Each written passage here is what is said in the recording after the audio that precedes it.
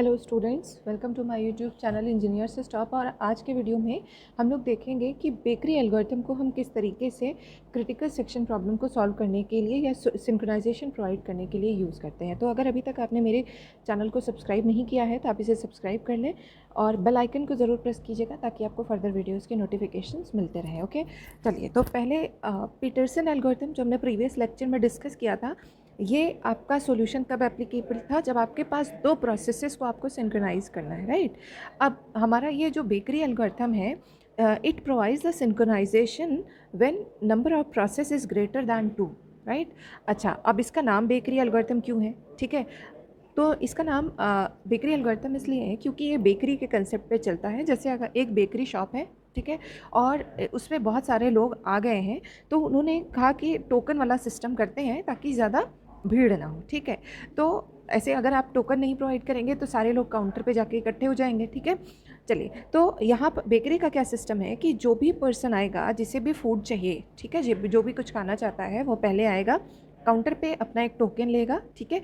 Token से उसको उसका टोकन नंबर अलॉट होगा, जिसके बेसिस पे उसे उसका टर्न पता चलेगा, ठीक है। जैसे आप पिज़्ज़ा वगैरह शॉप पे जाते हैं तो आपको एक काउंटर मिल जाता है, ठीक है। तो जैसे ही आपका टर्न आए, आप जाइए, आप अपना फूड लीजिए और अपना खाना खाइए, ठीक है। तो ये कंसेप्ट था बेकरी एल्गोरिथम का, और ये दिया किसने था? लेस्ली लैम्पर्ट ने, ठीक है। अब चलिए देखते हैं कि इन्होंने किस तरीके से सॉल्यूशन को देने की कोशिश की। तो पहले हम, जैसा अभी तक हम करते आ रहे हैं, पहले हम देखेंगे स्टेप बाय स्टेप। ऐसा कोई भी सॉल्यूशन एक बार में नहीं तैयार हो जाता किसी भी प्रॉब्लम का, ठीक है। उसके लिए हमें थोड़ा सा एफर्ट देना पड़ता है। तो जो पहला सॉल्यूशन आया, पहले हम उसकी बात करते हैं और हम देखते हैं कि स्ट्रक्चर क्या था बेकरी एल्गोरिथम का, ठीक है। तो सबसे पहले हम प्रोसेस की जो नंबरिंग है वो कर रहे हैं फ्रॉम 0 to n-1, ठीक है। प्रोसेस की नंबरिंग की गई एंड हम एक एरे ऑफ इंटीजर यूज़ कर रहे हैं। कौन सा? एक एरे यूज़ कर रहे हैं जिसे हम नम से रिप्रेजेंट कर रहे हैं, ठीक है। और इसमें इतने ही लोग होंगे जितने आपके पास कस्टमर्स हैं, ठीक है। तो num is an array of 10 integers where n is number of processes, ठीक है। और इन्हें इनिशलाइज हम किस पे करके रख रहे हैं? ऑल ज़ीरो पे, ठीक। अब देखिए ये आपका लॉकिंग मैकेनिज़्म है, ठीक है। उसके बाद अगर आप ये सारे स्टेप्स को क्लियर कर लेते हैं, तब आप कहाँ पे पहुँचेंगे? क्रिटिकल सेक्शन में, और आपका क्रिटिकल सेक्शन एग्जीक्यूट हो जाएगा तो आप अनलॉक कर लीजिएगा, ठीक है। ये इसका स्टेप है, ठीक है, ये आप कह लो स्ट्रक्चर है, ठीक है। अब हमें ये समझना है कि how this locking mechanism work, ठीक है। चलो पहले आप समझिए, जैसे हमने क्या कहा, बेकरी शॉप पे जाओगे तो पहले आपको क्या चाहिए? टोकन नंबर, ठीक है। टोकन नंबर चाहिए, और आपका जब टर्न आएगा, आपका टोकन नंबर आएगा तो आपको सर्विस दी जाएगी, सही है।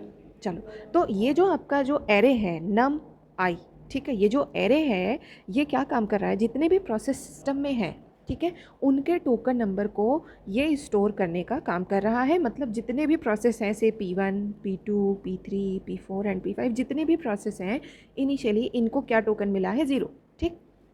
0 पे इनिशलाइज है। जब इन्हें क्रिटिकल सेक्शन में जाना होगा तो ये कौन सा फंक्शन एग्जीक्यूट करेंगे? लॉक वाले फंक्शन को एग्जीक्यूट करेंगे, ठीक है। और ये कैसे काम करेगा? लॉक में घुसने के बाद जैसे प्रोसेस नंबर 1 आया, ठीक है, प्रोसेस नंबर 1 आएगा तो उसे एक टोकन अलॉट होगा with the help of this line which is highlighted over here, right. ये आपके इस लाइन के हेल्प से टोकन नंबर जनरेट किया जाएगा। और ये क्या क्या फॉर्मूला है इसका कि अभी तक एरे में जितनी भी टोकन्स पड़े हैं, ठीक है, पहला तो सारी टोकन वैल्यूज़ का मैक्सिमम फाइंड करो।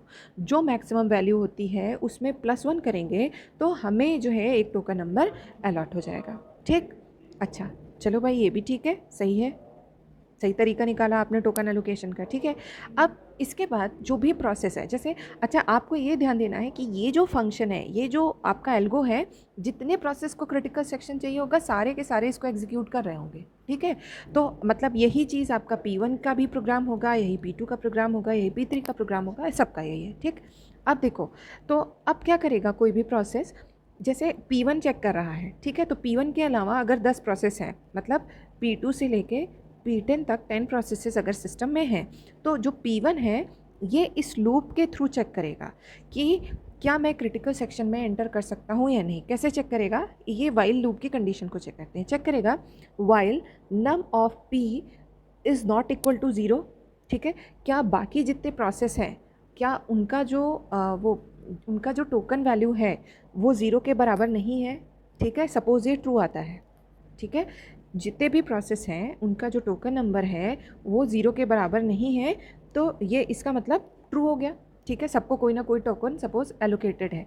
अब हम चेक करेंगे कि num of P is less than num of I, क्या जो बाकी प्रोसेस हैं उनमें कोई ऐसा प्रोसेस है जिसका टोकन वैल्यू मेरे टोकन वैल्यू से छोटी है, मतलब जैसे P1 है तो P1 कितने आपके पास सिस्टम में प्रोसेस है, P2 से लेके P10 तक, P2 P3 P4 P5 P6, ठीक है, तो चांस उसे मिलेगा जिसका टोकन नंबर मिनिमम होगा।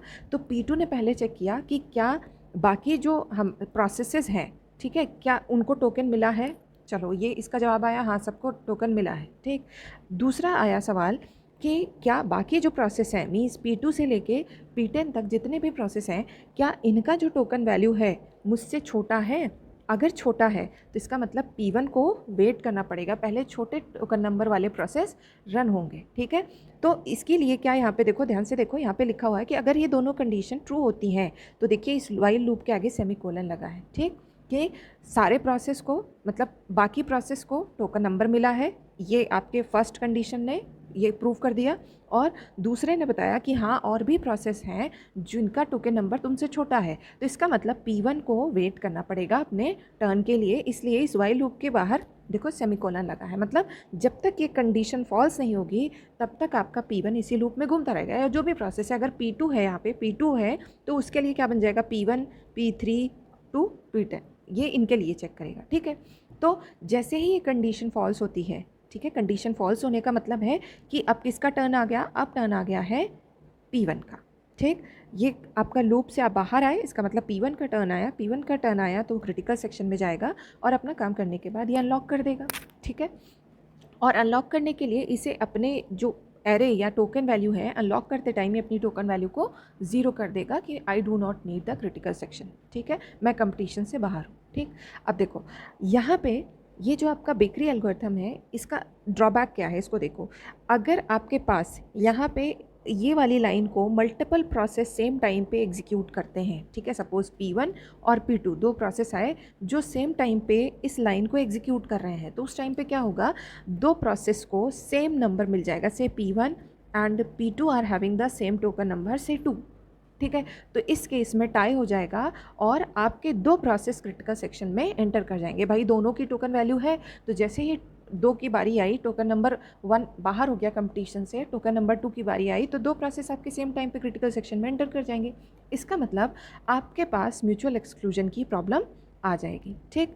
अच्छा, तो हमें दिक्कत कहाँ से आ रही है, आप जो है अगर टोकन नंबर दो प्रोसेसेस को अलॉट हो जा रहा है तो उस केस पे आप हैंडलिंग नहीं कर रहे हैं, या तो आप ये अश्योर करिए कि दो प्रोसेस को सेम टोकन नंबर ना मिले, P1 एंड P2 को कभी सेम टोकन नंबर ना मिले, लेकिन अगर ऐसा नहीं हो सकता तो आप एक ऐसा मेथड बनाइए कि अगर दोनों का जो टोकन नंबर है वो सेम भी होता है, P1 is equals to P2 भी होता है, तो आप इसको हैंडल कर पाएँ, आप म्यूचुअल एक्सक्लूजन को अश्योर कर पाएँ, ठीक है।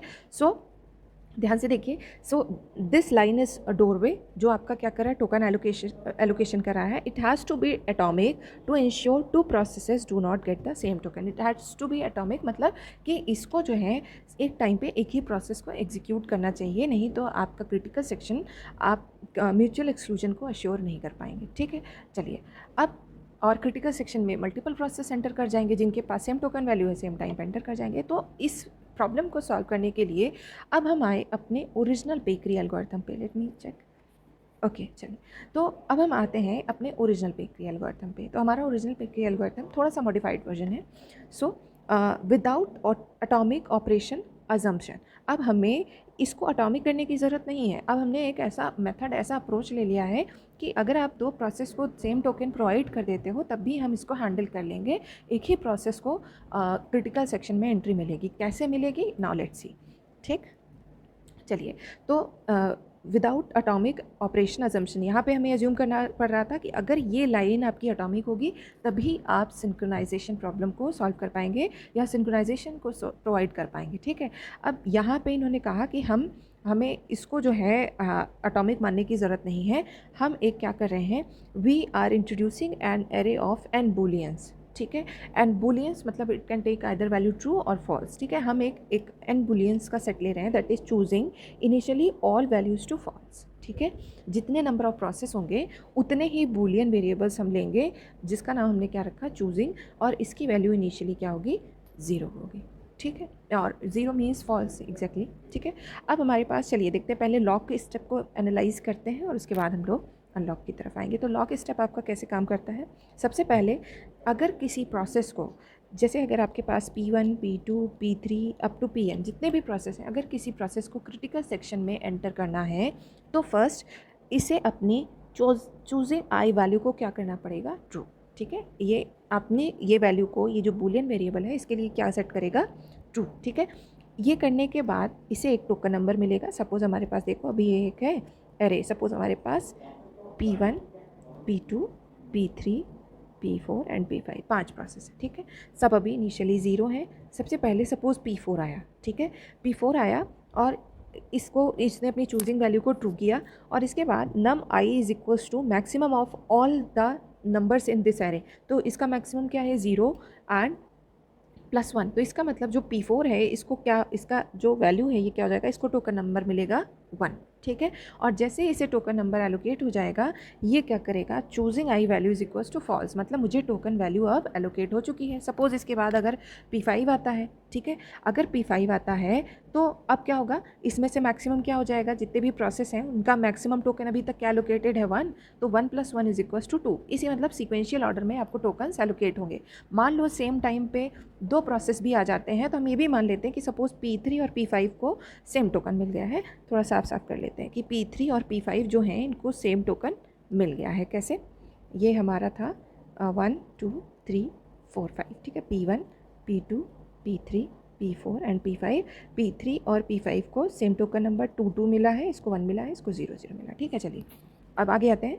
तो अब हमारी अगली कंडीशन क्या है, जैसे ही हम अपनी चूजिंग वैल्यू को फॉल्स करेंगे, मतलब हमने कहा कि हमारा काम हो चुका है, ठीक है, हमें टोकन मिल चुका है, now I have to wait.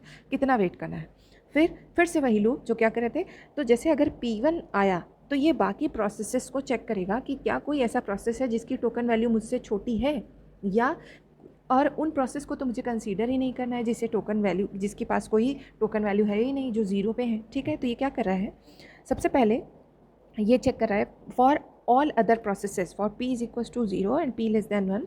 ये क्या चेक कर रहा है कि क्या कोई ऐसा प्रोसेस है जो अभी टोकन वैल्यू को ले रहा है, क्या किसी एक प्रोसेस को अभी टोकन वैल्यू एलोकेशन हो रहा है, ठीक है। तो ये क्या करेगा, अगर ऐसा है तो ये वेटिंग स्टेट में रहेगा, ठीक है। मतलब अगर कोई भी प्रोसेस है जो अभी ये अपने लिए टोकन को एलोकेट करा रहा है, टोकन लेने गया है, तो उस केस में आप आगे नहीं बढ़ेंगे, क्योंकि देखिए वाइल के आगे यहाँ पे लूप लगा हुआ है, मतलब सेमीकोलन लगा हुआ है, तो आप इसी में घूमते रहेंगे, ठीक।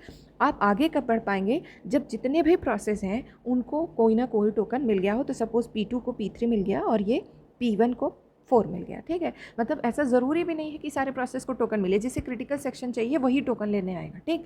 तो सपोज़ कि सबने अपने अपने लिए टोकन ले लिया और choosing value is now false. जैसे ही फॉल्स होगा, आपका ये जो लूप है वाइल लूप चूजिंग P, ये वाले लूप से आप बाहर आ जाएंगे। अब हम इससे बाहर आए तो हमें नेक्स्ट लूप को चेक करना है, ठीक है।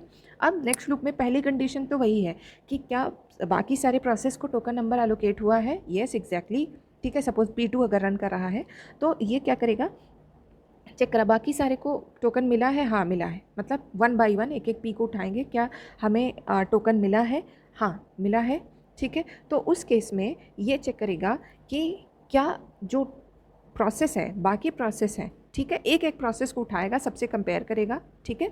अगर इसमें से पहली चीज़ यहाँ पे देखो, एक चीज़ ध्यान रखना है, यहाँ पे एंड लगा हुआ है, ठीक है। तो इसका मतलब कि अगर दोनों में से एक कंडीशन भी फेल हो जाती है तो इसका मतलब आपका जो कोई भी प्रोसेस जो इस प्रोग्राम को रन कर रहा है वो क्रिटिकल सेक्शन में चला जाएगा, ठीक है।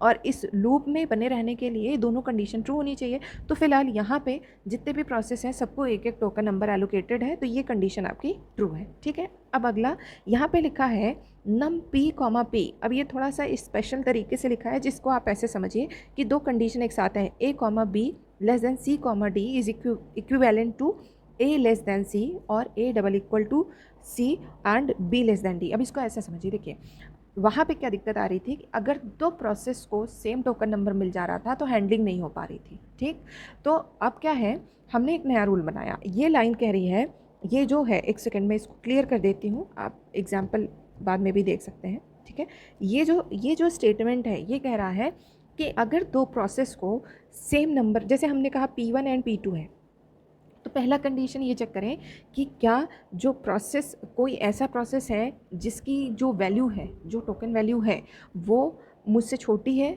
ठीक है, छोटी है तो भाई ठीक है, हम इसी लूप में अटके रहेंगे। ठीक है, लेकिन वो कंडीशन का क्या, जैसे हम कहें कि P1 और P2 का सेम टोकन वैल्यू है, both are having the token number 1, तो उस केस में क्या होगा, जिस प्रोसेस का इंडेक्स नंबर छोटा होगा, जैसे अब P1 और P2 दोनों को अगर टोकन 1 मिला है, तो जिस भी प्रोसेस का इंडेक्स छोटा होगा, जैसे P1 का इंडेक्स नंबर छोटा है, ठीक है, तो इसका मतलब पहले कौन रन करेगा, P1 रन करेगा। इस तरह से इन्होंने टाई को ब्रेक करने की कोशिश की है कि मतलब जो दो प्रोसेस क्रिटिकल सेक्शन में एंटर कर जा रहे थे, वो अब इस तरह से आपके इस लूप को चेक करेंगे। ठीक है, तो अब हम फाइनल कंक्लूजन इन्होंने क्या निकाला, देखिए कि कोई भी प्रोसेस होगा, पहले वो अपनी चूजिंग वैल्यू को ट्रू करेगा अगर उसे टोकन चाहिए, टोकन मिलने के बाद वो चूजिंग वैल्यू को फॉल्स करेगा, और बाकी सारे प्रोसेसेस के लिए वो चेक करेगा कि क्या कोई ऐसा प्रोसेस है जो भी टोकन ले रहा है। जब तक सारे प्रोसेस को टोकन नहीं मिल जाता जो चाहते हैं, ठीक है, तो तब तक ये क्या करेगा, वेट करेगा जब तक कि सारे प्रोसेस का जो चूजिंग वैल्यू है वो फॉल्स ना हो जाए। ठीक, इसके बाद ये चेक करेगा कि क्या सारे जो भी 1 बाय 1 एक एक प्रोसेस को उठाएगा, क्या इसको कोई टोकन मिला है। अगर मिला है तो आगे हम चेक करेंगे। देखो, अगर किसी को टोकन नहीं मिला है, ठीक है, जिस प्रोसेस को हमने सेलेक्ट किया, अगर उसे टोकन में नहीं मिला है तो कोई दिक्कत ही नहीं है। और अगर उसको टोकन मिला है तो उस केस में हमें ये देखना है कि क्या उसका टोकन नंबर मुझसे छोटा है। ठीक है, अगर छोटा है तो इसी लूप में घूमो। ठीक है, और अगर छोटा नहीं है, दो प्रोसेस का टोकन नंबर बराबर है, ठीक, तो उस केस में हम देखेंगे किस प्रोसेस का इंडेक्स नंबर छोटा है। ठीक, जिसका इंडेक्स नंबर छोटा होगा उसी को क्रिटिकल सेक्शन में एंट्री मिलेगी, अदरवाइज दूसरा जो प्रोसेस होगा उसको वेटिंग स्टेट में, उसको नेक्स्ट चांस में एग्जीक्यूशन करने को मिलेगा। ठीक है, तो ये हुआ हमारा बेकरी एल्गोरिथम। और आप देख लीजिए यहाँ पे जो चूजिंग वैल्यू है, ये जो लाइन है ये क्या अश्योर कर रही है, choosing ensures that a process is not at the doorway. कोई यहाँ पे अटका हुआ नहीं है। ऐसा नहीं कि पता चला हम जो है चेक कर रहे हैं और जो है कोई प्रोसेस टोकन ले रहा था, हमसे छोटा टोकन लेके चला आया।